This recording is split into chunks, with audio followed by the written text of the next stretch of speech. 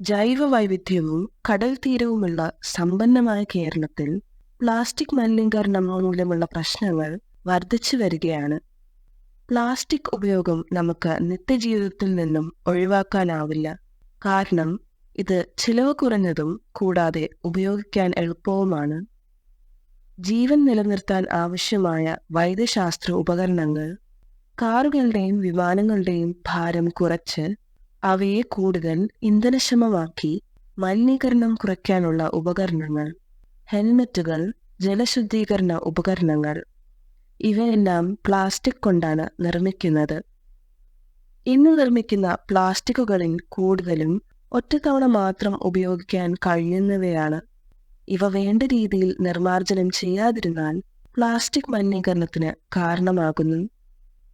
Plastic മലിനീകരണം മൂലം ഉണ്ടാകുന്ന ബുദ്ധിമുട്ടുകളെക്കുറിച്ചാണ് ഇന്നത്തെ എപ്പിസോഡ്. തുറസായ സ്ഥലങ്ങളിൽ മാലിന്യം കുന്നുകൂടുന്നത് എത്രത്തോളം വ്യാപകമാണെന്ന് കൊല്ലം ബീച്ചിൽ നിന്നും തങ്കശ്ശേരിയിലേക്ക് നടന്നാൽ നമുക്ക് മനസ്സിലാക്കാം. റോഡിന്റെ വശങ്ങളിലും കടൽ തീരത്തും കൊല്ലം തോടിന്റെ കരയിലും പ്ലാസ്റ്റിക് മാലിന്യങ്ങൾ നിറഞ്ഞിരിക്കുന്നത് നമുക്ക് കാണാം. പൊതുപ്രവർത്തകനായ ശ്രീ സതു പള്ളിത്തോട്ടം ഈ പ്രദേശത്തെ പ്ലാസ്റ്റിക് മലിനീകരണത്തെ പറ്റി പ്രതികരിക്കുന്നു. നമ്മുടെ രാജ്യത്തും സംസ്ഥാനത്തും ഇന്ന് ഏറ്റവും കൂടുതൽ അഭിമുഖീകരിക്കുന്ന ഗുരുതരമായ വിഷയം എന്ന് പറയുന്നത് ഇവിടുത്തെ പ്ലാസ്റ്റിക് മാലിന്യങ്ങളാണ്. അതുമായി ബന്ധപ്പെട്ട് ഇവിടെ നിയമവ്യവസ്ഥകളും ബന്ധപ്പെട്ട അധികാരികളും ഒക്കെ പറയുമ്പോഴും ഒരു ഭാഗത്ത് ഈ പ്ലാസ്റ്റിക്കിൻ്റെ ഉൽപ്പാദനം ഒരു ഭാഗത്ത് നടക്കുന്നു, അതുപോലെ തന്നെ പ്ലാസ്റ്റിക്കിൻ്റെ ഉപയോഗം മറുഭാഗത്ത് നടക്കും. അപ്പം ഇതുമായി ബന്ധപ്പെട്ട് ഒരു ഭാഗത്ത് ഉപയോഗവും ഒരു ഭാഗത്ത് ഉൽപ്പാദനവും. അപ്പോൾ ഇതിന് ശേഷം ഉപയോഗശൂന്യമായി വഴിയോരങ്ങളിൽ വലിച്ചെറിയുന്ന പ്ലാസ്റ്റിക് മാലിന്യങ്ങൾ നിർമ്മാർജ്ജനം ചെയ്യുവാൻ ഒരു സംവിധാനവും നിലവിലൂടില്ല. പക്ഷെ വീടുകളിൽ കേന്ദ്രീകരിച്ച് ചില സന്നദ്ധ സംഘടനകൾ, കോർപ്പറേഷൻ്റെ നേതൃത്വത്തിലുള്ള സന്നദ്ധ സംഘടനകളുടെ നേതൃത്വത്തിൽ വീടുകളിൽ ഉപയോഗിക്കുന്ന വേസ്റ്റിന് പുറമെ പ്ലാസ്റ്റിക് മാലിന്യങ്ങൾ അത് ശേഖരിച്ച് കൊണ്ടുപോകാനുള്ള സംവിധാനങ്ങളുണ്ട്. പക്ഷെ വഴിയോരങ്ങളിൽ ഉപയോഗശൂന്യമായി കാണുന്ന ഈ പ്ലാസ്റ്റിക് മാലിന്യങ്ങൾ, ആ മാലിന്യങ്ങൾ നിരന്തരം നീക്കം ചെയ്യുവാനോ അത് നിർമ്മാർജ്ജനം ചെയ്യുവാനുള്ള ഒരു സംവിധാനവും ഇന്ന് നമ്മുടെ ഭരണ നേതൃത്വങ്ങളിൽ ഇല്ല എന്നുള്ളതാണ് വസ്തുത. അപ്പോൾ പ്രത്യേകിച്ച് നമ്മുടെ തീരദേശ മേഖലയിൽ, തങ്കശ്ശേരി മുതലെയുള്ള തീരദേശ മേഖലകളിലൊക്കെ നിന്നൊക്കെ വന്ന് നോക്കിയാൽ കാണാം. ഈ മാലിന്യം എന്ന് പറയുമ്പോൾ പ്രത്യേകിച്ച് പ്ലാസ്റ്റിക് മാലിന്യങ്ങൾ അത് അവിടെ കിടന്നു ദിനംപ്രതി അത് ഭൂമിക്കടിയിലേക്ക് അകപ്പെട്ട് അത് യഥാർത്ഥത്തിൽ സത്യം പറഞ്ഞാൽ കുറച്ച് നാളുകളൊക്കെ കഴിയുമ്പോൾ, ഒരു നിശ്ചിത സമയം കഴിയുമ്പോൾ അത് മണ്ണിൻ്റെ ഫലപുഷ്ടിയെ തന്നെ അത് ബാധിക്കുകയും, അപ്പോൾ പുറമേയുള്ള ജനങ്ങൾക്കുണ്ടാകുന്ന ചില പ്രായോഗികമായിട്ടുള്ള പ്ലാസ്റ്റിക് മാലിന്യത്തിൽ നിന്ന് വരുന്ന ചില ബുദ്ധിമുട്ടുകൾക്ക് പുറമെ അത് മണ്ണിൻ്റെ ഫലപുഷ്ടിയെ തന്നെ അതിൻ്റെ അടിത്തട്ടിൽ അത് ബാധിക്കുന്നു എന്നുള്ളതാണ്. അപ്പോൾ ഇതൊക്കെ വളരെ ഗുരുതരമായിട്ടുള്ള പ്രശ്നങ്ങളാണ്. അപ്പോൾ ഇതിൻ്റെ അടിസ്ഥാനപരമായ ഇതിൻ്റെ ഉൽപ്പാദനം കുറയ്ക്കുകയും അതിൻ്റെ അതുപോലെ തന്നെ അതിൻ്റെ ഉപയോഗം കുറയ്ക്കുവാനും അതുവഴി മൊത്തത്തിലുള്ള പരാതികൾക്ക് പരിഹാരം കാണുവാനും അടിസ്ഥാനപരമായ ഒരു വിഷയത്തിന് മുൻതൂക്കം നൽകണം എന്നതാണ് ഇവിടുത്തെ പ്രധാനമായ ആവശ്യം.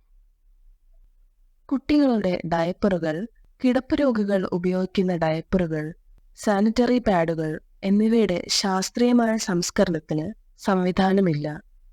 ഇതുമൂലമുള്ള ബുദ്ധിമുട്ടുകളെ പറ്റി വീട്ടമ്മ പ്രതികരിക്കുന്നു. നമ്മുടെ വീട്ടിലുള്ള പ്ലാസ്റ്റിക്കുകളെല്ലാം ഹരിതകർമ്മസേന വരുമ്പോൾ എല്ലാ മാസവും അത് കൈമാറുകയും, പിന്നെ പ്ലാസ്റ്റിക് അല്ലാത്ത പലതരം വേസ്റ്റുകൾ തെരുവുകളിലുമെല്ലാം ചാക്കിലും പ്ലാസ്റ്റിക് കവറുകളിലുമായിട്ട് വലിച്ചെറിയും. പള്ളിയിലും മറ്റു സ്ഥലങ്ങളിലും ഞങ്ങൾ പോകുന്ന വഴിക്ക് എനിക്കത് കാണാം. പക്ഷെ അത് മറ്റുള്ളവർക്ക് അതൊരു ഉപദ്രവകരമായ രീതിയാണ്. പട്ടി, പൂച്ച എല്ലാം അടിച്ചു പറിച്ച് വേസ്റ്റ് എല്ലാം വൃത്തികേടാക്കുന്നുണ്ട്. ഇതിന് എന്തെങ്കിലും ഒരു പ്രതിവിധി ഉണ്ടാകും. ഒരു വീട്ടമ്മേനെ നിലയ്ക്ക് ഞാൻ പറയും, നമ്മുടെ വീടുകളിൽ കിടപ്പ് രോഗികളുണ്ടെങ്കിൽ അവർക്ക് മലമൂത്ര വിസർജനങ്ങൾ പോകുന്ന സ്നഗ്ഗിയും മറ്റു കാര്യങ്ങളും തെരുവിലൊന്നും വലിച്ചെറിയാണ്ട് നമ്മുടെ ഈ പ്രദേശത്ത് കടപ്പുറത്ത് അത് ഒഴിച്ചു കൊണ്ടുപോയി മണ്ണെണ്ണ ഒഴിച്ച് കത്തിച്ച് കളയും.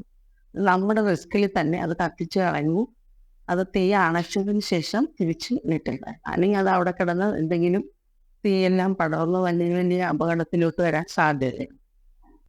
അതുപോലെ തന്നെ ഇപ്പോൾ കിടപ്പ് രോഗികളുള്ള വീടുകളിൽ അവരുടെ സ്ലങ്കിയും ഉപയോഗിക്കുന്ന വസ്തുക്കളും എല്ലാം നമുക്ക് ഇൻസുലേറ്റർ എന്ന് പറയുന്ന മിഷ്യൻ പോലെ സാധനമുണ്ട്, അതിനകത്തിട്ട് കത്തിച്ച് കളയാം. എന്നാൽ അത് വേറൊരു ഉപദ്രവവും ഇല്ല, പുകയില്ല, തീ പടരുകയും ഇല്ല, അത് തനിയെ തന്നെ അണഞ്ഞ് നശിച്ചു പോവുകയും ചെയ്യും.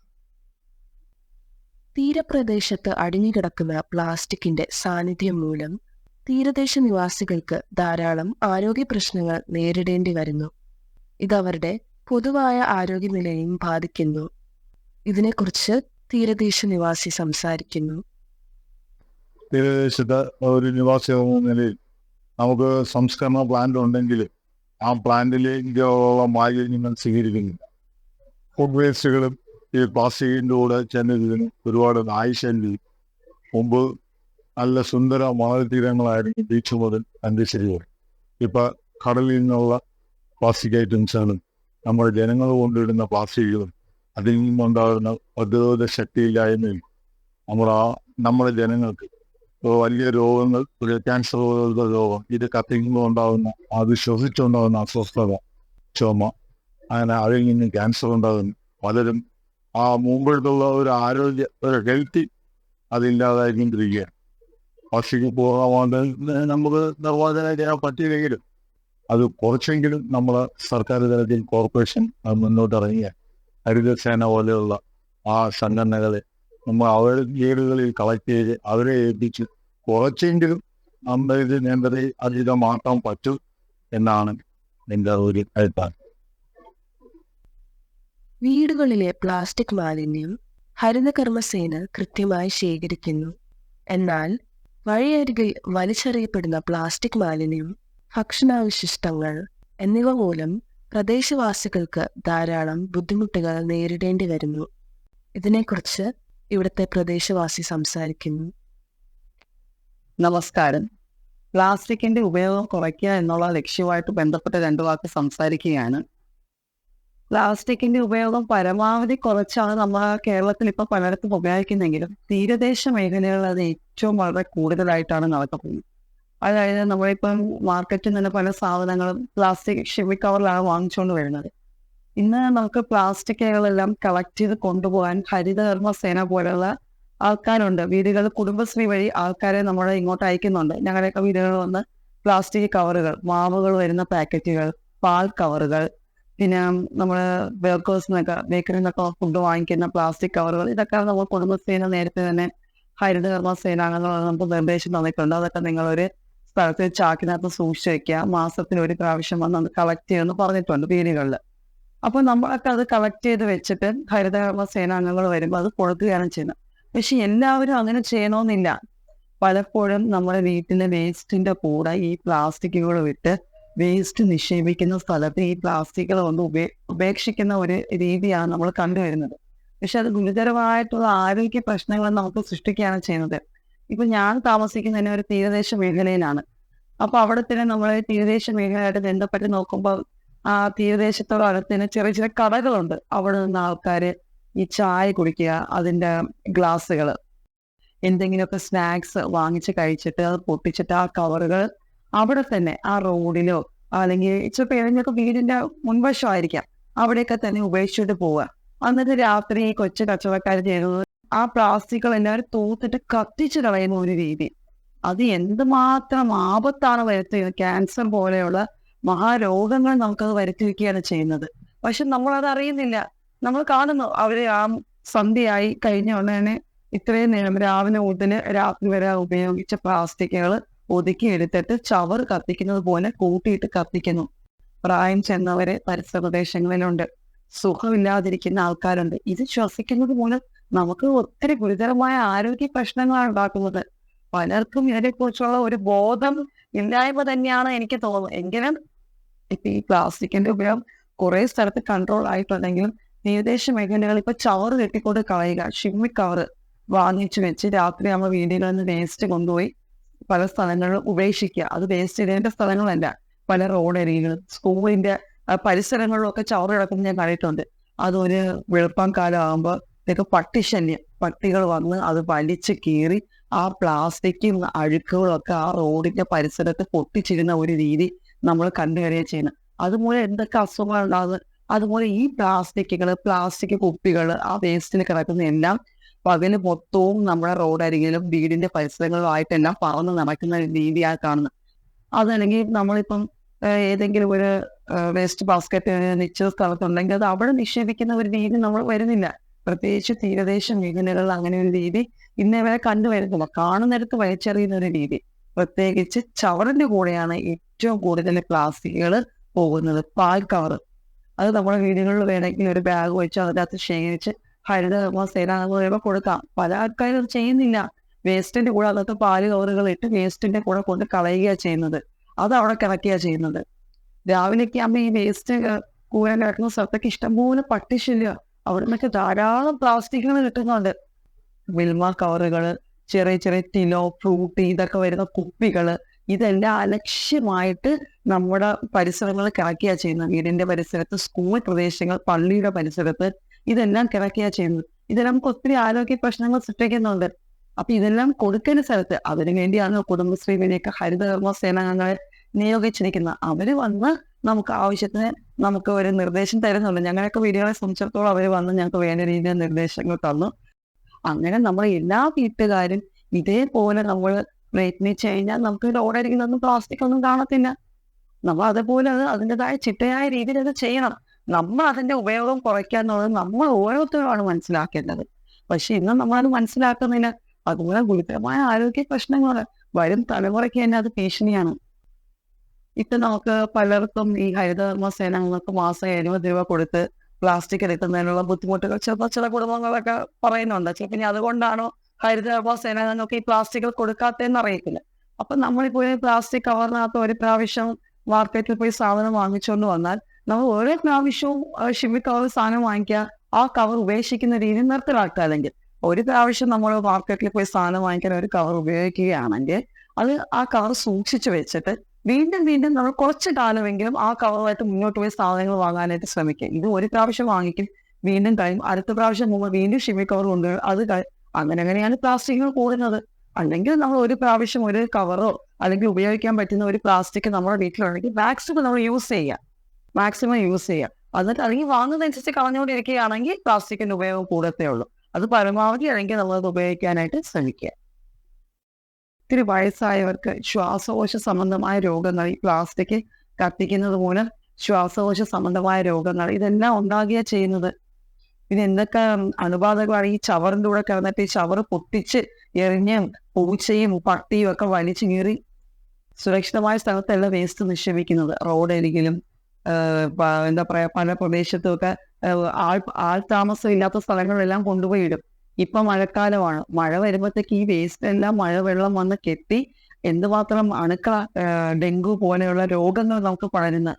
ഇതെല്ലാം തീരദേശത്ത് പെട്ടെന്ന് രോഗം താഴ്ന്നു പിടിക്കാനായിട്ട് ഇടയാകും. മഴവെള്ളം കെട്ടി നിൽക്കുക, പ്ലാസ്റ്റിക് കവറുകളൊക്കെ കിടക്കുമ്പോൾ അതിനകത്ത് വെള്ളം കെട്ടി നിൽക്കുക, അത് ശ്രദ്ധിക്കാതെ കിടക്കുമ്പോൾ അതിനകത്ത് കൊതുകുകൾ മുട്ടയിട്ട് പെരുക തുടങ്ങി ഇതുപോലെ ഒത്തിരി ആരോഗ്യ പ്രശ്നങ്ങൾ ഉണ്ടാകുന്നുണ്ട്. ഇതെല്ലാം നമ്മൾ തന്നെയാണ് നിയന്ത്രിക്കേണ്ടത്. Pallithottam ward councillor Shri Tommy Napoleon corporation തലത്തിൽ നടത്തുന്ന പ്ലാസ്റ്റിക് മാലിന്യ നിർമ്മാർജ്ജന പ്രവർത്തനങ്ങളെ പറ്റി വിശദീകരിക്കുന്നു. മാലിന്യവുമായി ബന്ധപ്പെട്ട് കൊല്ലം കോർപ്പറേഷൻ പദ്ധതികൾ നടപ്പാക്കുന്നുണ്ടെങ്കിലും തീരദേശ മേഖലയ്ക്ക് വേണ്ടി പ്രത്യേക പാക്കേജാണ് ഉണ്ടാക്കിയിരിക്കുന്നത്. മന്ത്രിതലത്തിൽ നടത്തിയ യോഗമായിരുന്നാലും മന്ത്രി പ്രത്യേകം കൊല്ലം കോർപ്പറേഷനിൽ നിന്ന് വിളിച്ചു ചേർത്ത യോഗമാണെങ്കിലും തീരദേശ മേഖലയെ മാലിന്യമുക്തമാക്കുക എന്നാണ് പറഞ്ഞിരിക്കുന്നത്. അതിലൊരു പ്രധാന ഘടകം പ്ലാസ്റ്റിക് നിർമ്മാർജ്ജനം ചെയ്യുക എന്നുള്ളതാണ്. പ്ലാസ്റ്റിക് നിർമ്മാർജ്ജനം ചെയ്യുന്നതിന് കൊല്ലം കോർപ്പറേഷന്റെ ഭാഗത്തു നിന്ന് ഹരിതകർമ്മ സേന എന്ന് പറഞ്ഞ എല്ലാ ഡിവിഷനുകളിലും അംഗങ്ങളുണ്ട്. തീരദേശ മേഖലയിൽ വരുമ്പോൾ മിക്ക വീട്ടുകാരും ഈ പ്ലാസ്റ്റിക് കൊളുത്താൻ വിമുഖത കാണിക്കുകയാണ്. അവർ പറയുന്നത് പ്ലാസ്റ്റിക് ഞങ്ങൾ കൊടുത്താൽ പൈസ കിട്ടും, അതിന് ഞങ്ങൾ പൈസ തന്നുകൊണ്ട് നിങ്ങളെ കൊണ്ട് പ്ലാസ്റ്റിക് എടുപ്പിക്കണോ, ആ ഒരു ചോദ്യം നിലനിൽക്കുമ്പോൾ രണ്ടാമത് കുറേ ആൾക്കാർ പറയുന്നത് ഞങ്ങൾ ഫുഡ് വേസ്റ്റുകൾ എടുക്കുക, അതിനുശേഷം പ്ലാസ്റ്റിക് വേസ്റ്റുകൾ. അപ്പം ഞങ്ങൾ ഫുഡ് വേസ്റ്റുകൾ എടുക്കാനുള്ള സംവിധാനം ഒരുക്കിയിട്ട് ഞങ്ങൾ പ്ലാസ്റ്റിക് മാലിന്യം തരാം, അതിന് അനുയോജ്യമായ ഫീസും തരാം. വേറൊരു പക്ഷം പറയുന്നത് ഞങ്ങൾ ഫീസ് തരാൻ തയ്യാറല്ല എന്നുള്ള രീതിയിലാണ്. ശരിക്കും നമ്മളിവിടെ വേണ്ടത് തീരദേശ മേഖല ആകെ ഇപ്പം പ്ലാസ്റ്റിക്കും ഫുഡ് വേസ്റ്റും എല്ലാവിധ മാലിന്യവും കൊണ്ടും നിറഞ്ഞു കിടക്കുകയാണ്. പള്ളിത്തോട്ടം മുതൽ തങ്കശ്ശേരി വരെ ഉള്ള തീരദേശം നോക്കുകയാണെങ്കിൽ നിറയെ മാലിന്യമാണ്. നമ്മൾ കുഴയപ്പുഴ ചണ്ടിടിപ്പോ മാലിന്യ മുക്തമാക്കി ഇപ്പോൾ പൂങ്കാവനമാക്കി മാറ്റിയിട്ടുണ്ടെങ്കിൽ പോലും മാലിന്യങ്ങൾ വന്നു മറിയുന്നത് കൊല്ലം തീര മേഖലകളിലും കനാലിന്റെ വശങ്ങളിലുമാണ് വന്ന് മറിയുന്നത്. അതായത് കൊച്ചുകിടാവുട് പാലം തൊട്ട് കല്ലുപാലം വരെയുള്ള കനാൽ ഭാഗം മൊത്തം വേസ്റ്റാൽ നിറഞ്ഞിരിക്കുകയാണ്. അതോടൊപ്പം തന്നെ കൊല്ലം ബീച്ച് മുതൽ തങ്കശ്ശേരി വരെയുള്ള തീരദേശ മേഖലയും വേസ്റ്റുകളാൽ നിറഞ്ഞിരിക്കുന്ന ഒരു അവസ്ഥയാണ്. അപ്പൊ ഇതിന് ജനങ്ങൾ അവബോധം വളർത്തിക്കൊണ്ട് ഇപ്പൊ അടിയന്തരമായിട്ട് എല്ലാ നമ്മുടെ തീരദേശത്തുള്ള രാഷ്ട്രീയ കക്ഷി നേതാക്കളെയും പള്ളിയിലെ വികാരിമാരെയും അതുമായി ബന്ധപ്പെട്ട എല്ലാവരെയും വിളിച്ചുകൊണ്ട് മേയറുടെ സാന്നിധ്യത്തിൽ മേയറുടെ ചേംബറിൽ മീറ്റിംഗ് നടത്തിയുണ്ടായി. ഈ മാലിന്യം ഇങ്ങനെ ഇടാൻ പറ്റില്ല, അതിന് വേണ്ടുന്ന എല്ലാ കാര്യങ്ങളിലും നിങ്ങൾ എല്ലാവരും പങ്കാളികളാകണമെന്ന് രാഷ്ട്രീയ പാർട്ടി പ്രതിനിധികളോട് ആവശ്യപ്പെടുകയും അവരത് ആവശ്യം അംഗീകരിക്കുകയും ചെയ്തിട്ടുണ്ട്. അവരെല്ലാ വിധത്തിലും സഹകരണം നൽകിക്കൊണ്ട് ഈ തീരദേശത്ത് മാലിന്യം മാറ്റാൻ തയ്യാറാണെന്ന് അവർ പറയുകയും അതിനുള്ള നടപടികൾ ആരംഭിക്കുകയും ചെയ്തിട്ടുണ്ട്. അപ്പൊ അടിയന്തരമായിട്ട് നമുക്ക് ഇവിടെ ചെയ്യാനുള്ളത് കോർപ്പറേഷൻ നടത്തിക്കൊണ്ടിരിക്കുന്നത് വീടുകളിലെ മാലിന്യം സംഭരിക്കാനാണ്. ഞങ്ങൾ പറഞ്ഞിരിക്കുന്നത് വീടുകളിൽ നിന്ന് എടുക്കാനാണ്. യാതൊരു കാരണവശാലും ഈ വീടുകളിലുള്ള ഒരു മാലിന്യവും ആരും വലിച്ചെറിയരുത്. റോഡിലോ തീരദേശ മേഖലയിലോ കനാലിലോ വലിച്ചെറിയരുത്. ഇപ്പൊ മന്ത്രി വന്നൊരു യോഗത്തിൽ വാട്സപ്പ് നമ്പർ നൽകിയിട്ടുണ്ട്, പത്രങ്ങളിലെല്ലാം അത് വന്നിട്ടുണ്ട്. ആ വാട്സപ്പ് നമ്പറിൽ നമ്മളെ വിളിച്ച് ഇന്ന പോലെ ആണ് എന്ന് ഫോട്ടോ സഹിതം ഇട്ട് കൊടുത്താൽ അതിന് വേണ്ടുന്ന നടപടി ഉണ്ടാകും. പറയുന്ന ആൾക്ക് ചെറിയൊരു പാരിതോഷികവും നൽകുന്നതാണെന്ന് പറഞ്ഞ വാട്സപ്പ് നമ്പർ മന്ത്രി പ്രസിദ്ധീകരിച്ചിട്ടുണ്ട് പത്രമാധ്യമങ്ങളിലൂടെ. അപ്പൊ ഇങ്ങനെയുള്ള കാര്യങ്ങളുള്ള സ്ഥിതിക്കും നമുക്ക് തീരദേശ മേഖലയിലും ഈ നടന്നു പോകുന്ന വഴികളെല്ലാം പ്ലാസ്റ്റിക്കാണ്. ഈ പ്ലാസ്റ്റിക്കും ഈ മാലിന്യവും കണ്ടെല്ലാം പോകാൻ പറ്റാത്തൊരവസ്ഥയാണ്. അപ്പൊ മാലിന്യങ്ങൾ വീടുകളിൽ നിന്ന് ശേഖരിക്കുക, അതിനുവേണ്ടി മെഷീനൈസ്ഡ് മാലിന്യ നിർമ്മാർജ്ജന ഇതാണ് പള്ളിത്തോട്ടം മുതൽ തങ്കശ്ശേരി വരെയുള്ള ഭാഗങ്ങളിൽ കൊല്ലം കോർപ്പറേഷൻ നടത്തിക്കൊണ്ടിരിക്കുന്നത് ഇപ്പോൾ. അപ്പൊ അതിന്റെ പ്രവർത്തനം നടന്നുകൊണ്ടിരിക്കുകയാണ്. മെഷീൻ വെച്ച് കഴിഞ്ഞാലും അല്ല മെഷീൻ ഇല്ല തുമ്പോർമയം പോലുള്ളതാണെങ്കിലും പ്രവർത്തനം സജ്ജമാക്കാനാണ് തീരുമാനം. അപ്പൊ ആ മെഷീൻ വെച്ച് കഴിഞ്ഞാൽ ഈ ഏരിയകളിൽ നിന്ന് നമ്മുടെ ഹരിതകർമ്മ സേനാംഗങ്ങൾ പ്ലാസ്റ്റിക് മാലിന്യം ശേഖരിക്കുകയും ഒപ്പം കുടുംബശ്രീ മുഖേന നമ്മൾ സ്ത്രീകളെ വെച്ചുകൊണ്ട് ജോലിക്കാരായി നിയമിച്ചുകൊണ്ട് ഈ വീടുകളിലെ എല്ലാ മാലിന്യം എടുക്കാനൊരു സംവിധാനമാണ് രൂപപ്പെടുത്തിക്കൊണ്ടിരിക്കുന്നത്. എല്ലാ വീടുകളിൽ നിന്നും എല്ലാ ദിവസവും ഈ മാലിന്യം ശേഖരിക്കുക. പിന്നെ അതായത് സമയമുള്ളവർക്ക് കൊണ്ട് കൊടുക്കാൻ പറ്റുമെങ്കിൽ അവർ ആ മാലിന്യം എല്ലാ ദിവസവും ഒരു കൃത്യസമയം പാലിക്കുകയും ആ സമയത്തിനകത്ത് അവിടെ കൊടുക്കുകയും ചെയ്യണം. അപ്പോൾ അവിടെ പറഞ്ഞിരിക്കുന്ന നിർദ്ദേശം എന്ന് പറഞ്ഞാൽ രാവിലെ 7 മണി തൊട്ട് രാത്രി 11 മണി വരെയെങ്കിലും ഡ്യൂട്ടിക്ക് ആൾ കാണും. അപ്പൊ അങ്ങനെ 2 ഷിഫ്റ്റായിട്ട് ഈ സമയങ്ങൾക്ക് എല്ലാ ദിവസവും അവിടെ ആൾ കാണുകയും ആ ആൾക്കാരെ ഈ മാലിന്യങ്ങൾ ഏൽപ്പിക്കുകയും ചെയ്യുക. അതായത് ഫുഡ് മാലിന്യങ്ങൾ, മറ്റു മാലിന്യങ്ങൾ സമയബന്ധിതമായി വന്ന് വീടുകളിൽ നിന്ന് എടുക്കും. ആഴ്ചയിൽ ഇന്ന ദിവസം ഇന്നത് വന്ന് എടുക്കും എന്നുള്ള രീതിയിൽ ഒരു ടൈം ടേബിൾ തയ്യാറായിക്കൊണ്ടിരിക്കുകയാണ്. എത്രയും വേഗം അതിനുള്ള നടപടി ഉണ്ടാകും.